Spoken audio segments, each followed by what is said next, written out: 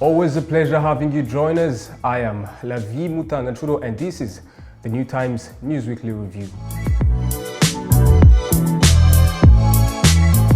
The Minister for Foreign Affairs, Dr. Vincent Biruta, this week hosted a press conference that addressed several challenges related to regional and global affairs that trended over the last couple of months. Concerning the Rwanda-Uganda relations, Biruta described efforts to restore and improve ties with Uganda as a one step forward and two back.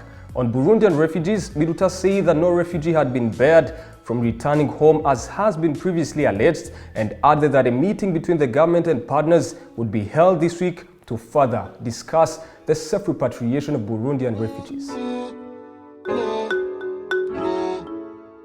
Now, in other news, Rwanda this week recorded 2 new COVID-19 deaths, raising the tally of those who succumbed to this pandemic in the country to 8 people since mid-March. According to the Ministry of Health, majority of those who succumbed to COVID-19 in Rwanda were old and had underlying health conditions. In total, Rwanda has reported over 2,200 COVID-19 confirmed cases, of whom over 1,500 have already recovered.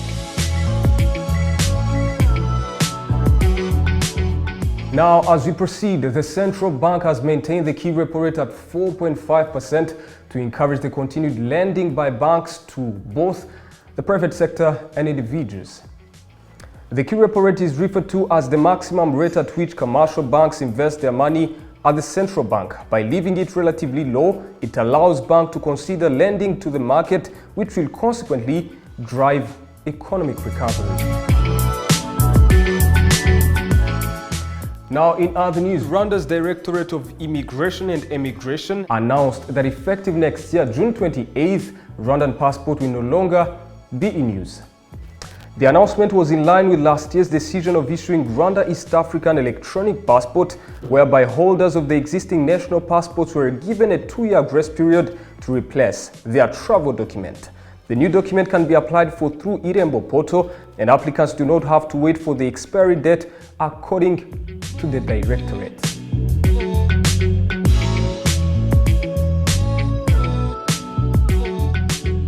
Now, as we wind up, over 6,000 people seeking the criminal record certificate through Irembo, the online portal for government services, are currently stranded as they can't access the service.